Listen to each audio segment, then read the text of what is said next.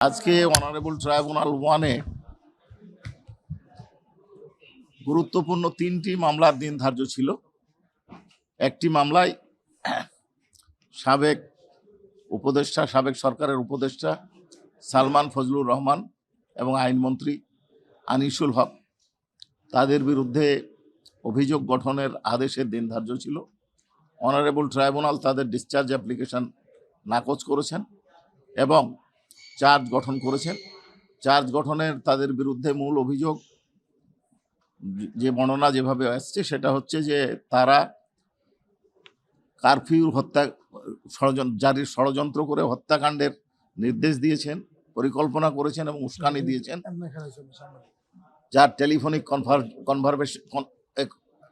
ফোনালাপ কথোপকথন আমাদের ট্রাইব্যুনালে উপস্থাপিত হয়েছে এবং এক্সপার্ট রিপোর্টও আছে। এছাড়াও 22শে জুলাই, 28শে জুলাই, 4 আগস্ট এবং 5 আগস্ট মোট 30 জনকে হত্যার সাথে তাদের সংশ্লিষ্টতার অভিযোগে চার্জ গঠন করা হয়েছে।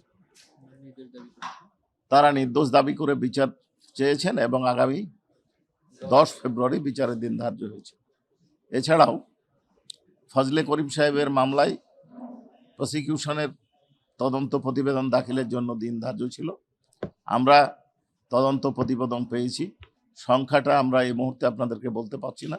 হাসান মাহমুদ, ফজলে করিম এবং আরেক নৌফেল, এই 2-3 জনের নাম আমরা বলতে পারি যে তাদের নাম আছে। বাকিদের বিষয়টা আমরা এখন ডিসক্লোজ করতে চাচ্ছি না। এটা একটা বিষয়। হেফাজতের মামলার তদন্ত শেষ পর্যায়ে আমরা 3 সপ্তাহ সময় নিলাম। 3 সপ্তাহ সময় নিয়েছি। আশা করছি পরবর্তী ধার্য তারিখের আগেই ফর্মাল চার্জ দাখিল করতে পারবো। এছাড়াও আরেকটি বিষয় ফজলে করিম সাহেবের লানেট লয়ার উপস্থাপন করেছিলেন যে ভয়ভীতি দেখানো হচ্ছে, তারা নিরাপত্তাহীনতায় ভুগছেন, বিষয়টা উপস্থাপন করেছিলেন। এটা খুব দুঃখজনক যে একটা সামাজিক অনুষ্ঠানে যদি কোনো পক্ষ, উভয় পক্ষ লয়ার, আপনারা জানেন আসামি পক্ষের এবং প্রসিকিউশনের পক্ষের লয়ার কোনো সামাজিক অনুষ্ঠানে একত্রিত হয়, সেইটাকে যোগসাজশ বলে প্রচার করা, এটা অত্যন্ত দুঃখজনক। এবং এই বিষয় সহ আরও অন্যান্য বিষয় অনারেবল ট্রাইব্যুনালের দৃষ্টি আকর্ষণ করা হলে তাদের নাম ঠিকানা সরবরাহের জন্য অনারেবল ট্রাইব্যুনাল বলেছেন। নাম ঠিকানা সরবরাহ করলে নথি বিশ্লেষণ করে অনারেবল ট্রাইব্যুনাল তাদের বিরুদ্ধে কোনো ব্যবস্থা নেওয়া যায় কিনা সেই সিদ্ধান্ত নেবেন। আমাদের আইনে সর্বোচ্চ সাজা মৃত্যুদণ্ড দিয়েই শুরু হয়েছে, তারপরে গ্র্যাভিটি অফ অফেন্স বিবেচনা করে ট্রাইব্যুনাল কমাতে পারে, কিন্তু আমাদের মূল সাজা হচ্ছে মৃত্যুদণ্ড। ওনারা কারফিউ জারি করে আন্দোলনকারীদেরকে শেষ করে দেওয়ার জন্য পরিকল্পনা করেছেন, ষড়যন্ত্র করেছেন, সহায়তা করেছেন।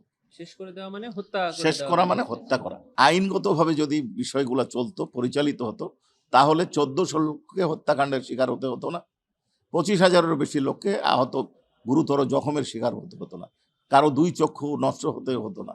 আইনগতভাবে চলেনি, তারা চালাতে দেয়নি, তারা আইনের ব্যত্যয় ঘটিয়ে এ ধরনের অপরাধ এবং অপকর্ম সংগঠন করেছেন। তারা নির্দোষ দাবি করেছেন, ন্যায় বিচার দাবি করেছেন।